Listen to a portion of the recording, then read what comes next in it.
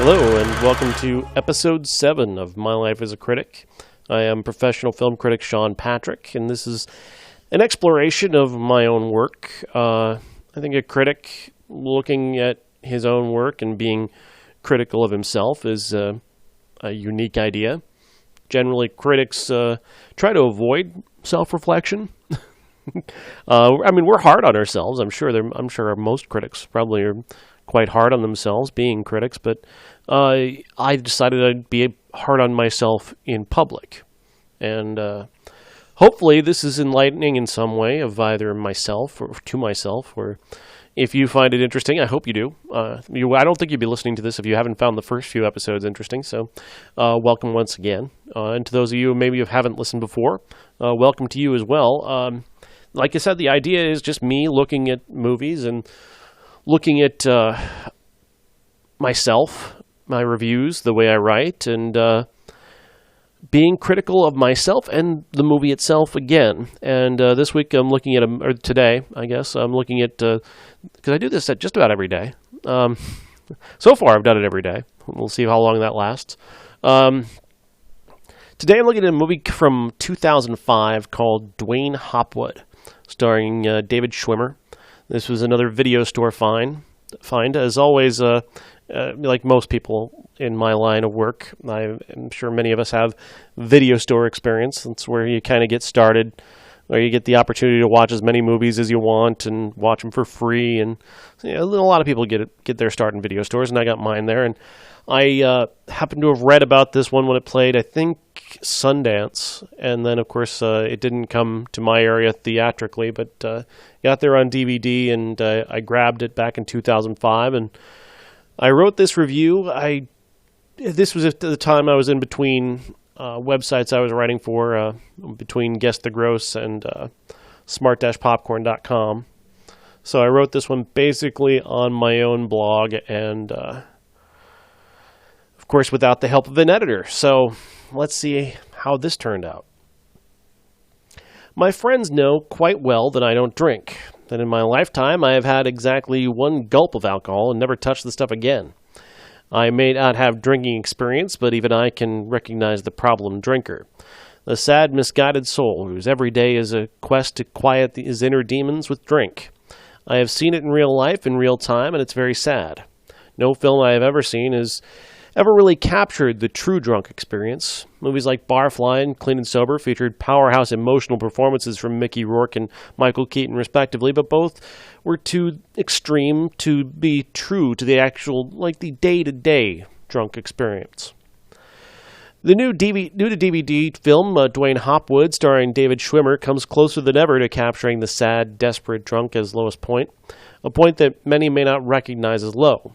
He has a job, friends, is from time to time still quite a caring father, but a severe low it is. Written and directed by Matt Mulhern, whose acting history is surprisingly colorful. He was Teddy Beckerstead in One Crazy Summer. Duane, Hopwood is a glum but desperately affecting drama about alcoholism, and it's most mundane and realistic. David Schwimmer plays Duane, a lower-middle-class schlub who works as a pit boss in an Atlantic City casino. He is divorced from his wife, Linda, played by Janeane Garofalo, and a DUI arrest threatens to keep him from ever seeing his 2 daughters again. The arrest is a first offense, and we learn that though Duane clearly has a problem bad enough that it ended his marriage, this is the first time he's ever been considered dangerous. Duane's ex-wife hasn't given up on him as a father, though she has moved on with a new boyfriend, played by John Krasinski. The extraordinary thing about the movie Duane, Hopwood is how real it all feels. Unlike other movies about the alcoholic experience, there are no grand dramatic revelation. There is little to no catharsis, and the ending is even somewhat vague about Duane's possibility for redemption. The film captures the realistic day-to-day activities of the functioning alcoholic, a person many of us have known and begrudgingly accepted for many years. Many people watching David Schwimmer will feel they cannot separate him from Ross on Friends, but give Duane Hopwood a few minutes and Ross disappears and this character becomes Schwimmer's new reality. This is some terrific acting from the actor most often underrated amongst the flashy cast of Friends. That was quite a sentence. Janeane Garofalo, too, has been underrated. Her comedy chops have always been respected, and her work on television's The West Wing is Emmy-worthy. However, it's a performance like this that shows truly what Janeane is capable of. Brushing aside her usually brusque, sarcastic nature, Garofalo shows a strength and sensitivity that is new to her acting.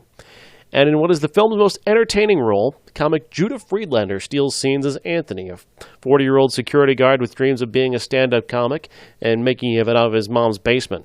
He pushes Duane to let him be his roommate, and though both seem aware of the sad state of two heterosexual 40-year-old men living together, they form a strong bond that survives even Duane's lowest moment of self-destruction. Friedlander is pitch perfect as comic relief from the film's admittedly dour main story, but he's also part of the film's core tenderness that is necessary to making the film watchable.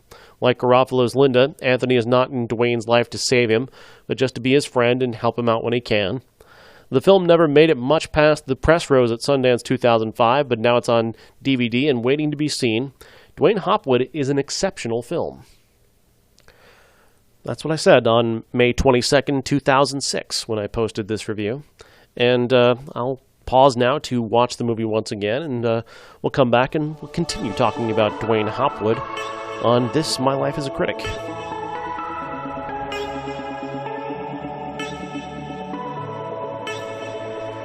If one thing has proven consistent in this experiment, My Life as a Critic, looking back on my own work and watching the movies again, the movies don't change, and generally speaking, my opinions haven't changed thus far. I've not seen a movie any different than I have before, and I don't see Duane Hopwood much different than I did when I saw it in 2006. I still think it's exceptional. I was in the minority on that opinion back in 2006. The film did not get great reviews. It wasn't bad reviews. It was mostly mixed reviews. 55% positive on Rotten Tomatoes, which is less, I guess that makes it rotten by their standard, but I found it deeply affecting. This, of course, being the second time I've seen it.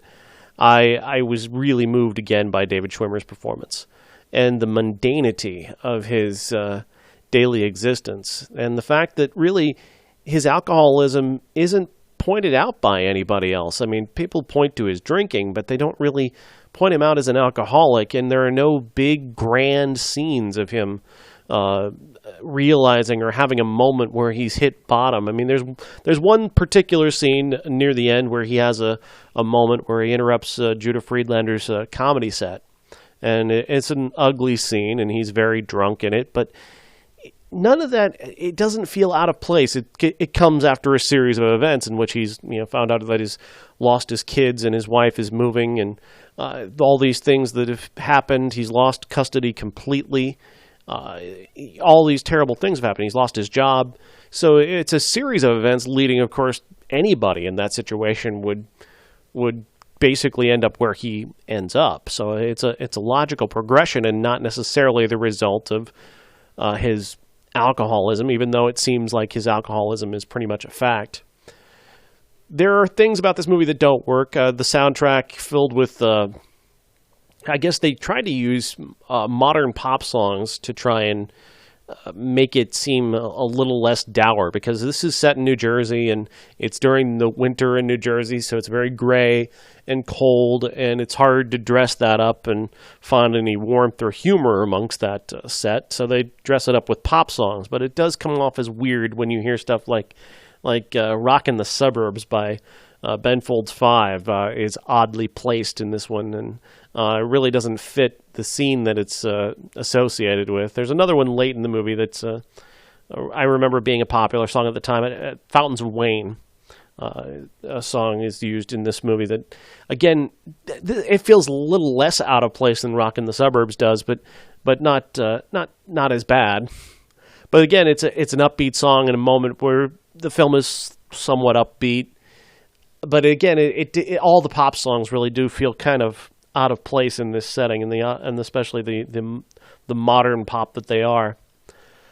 David Schwimmer, at the time he was still kind of trying to get away from the Ross thing on Friends and struggling with that, as the entire Friends cast always has struggled with trying to abandon their TV personas. But I gotta say, as I mentioned in my original review, which for me, again, looking at my own work, I didn't think was actually that bad for me not having an editor on that one. There are a couple of pushy sentences and a couple some ideas that could have been explored a little better, but I'm relatively happy with that original review, and no spelling errors this time, so rock on with that. But I made the point in the review about him leaving Ross behind almost immediately, and we're talking, it's much easier now, even well removed from the Friends finale, well removed even further for this film. It's much easier to imagine him away from Ross. It also helps that he's done recently very good work on The People versus O.J. Simpson. He's fantastic on that show. If you didn't see it, he plays Robert Kardashian, and he is really incredible. And, I mean, Emmy-worthy incredible. When it gets to the end of the year in the Broadcast Film Critics Awards, in the Broadcast Television Journalists Awards, I'm perfectly happy to try and convince people to vote for him in that Best Supporting Actor category. He's that good in that. And really, Schwimmer is an incredible actor when you get down to it. He doesn't act that often, but when he does, he's really great at it. Obviously, Ross is an iconic television character, and then you look at his work here. I think his work here was incredibly dramatic and really deeply moving. And then, of course, as I mentioned, The People versus O.J. Simpson, he is the heart of that series as Robert Kardashian. Even though that series is kind of broad and outsized when it comes to portraying the O.J. Simpson trial, he does lend a kind of gravity to it. The Robert Kardashian's feelings for O.J. Simpson and his crisis that he's in, seeing this man that he admires so much in this situation, is really powerful. Schwimmer, obviously you've got there's garbage on his resume as there's garbage on anybody's resume. The Pallbearer is not a good movie, and I'm sure if I looked at his resume right now, I'd see other not so memorable roles. But with the right role and the right performance, he can be and has been very, very good. And he's very, very good in Duane Hopwood, which is a film that really takes a close look at alcoholism and a realistic look at alcoholism in a very unique way, because it feels like the kind of alcoholism I think we've all experienced. I think everybody has somebody in their life like this that they drink just about every day. They drink to escape their problems. But then they get up the next day and they're functioning and they go to work and they live their life. And I think everybody can relate to that. And that's what makes it. I think that's what makes this film so powerful for me. I feel like I know a Duane Hopwood or a couple Duane Hopwoods probably in my life. And maybe that just makes it a lot easier for me to relate to, as maybe it wasn't as easy to relate to for other critics. Again, it was 55% on Rotten Tomatoes. But I do like this film a lot. I do recommend that if you ever have the opportunity to go back and watch it, it's available on YouTube for free right now. It doesn't look great in this format, but it is available for free to watch. So feel free to go there and take a look at Duane Hopwood.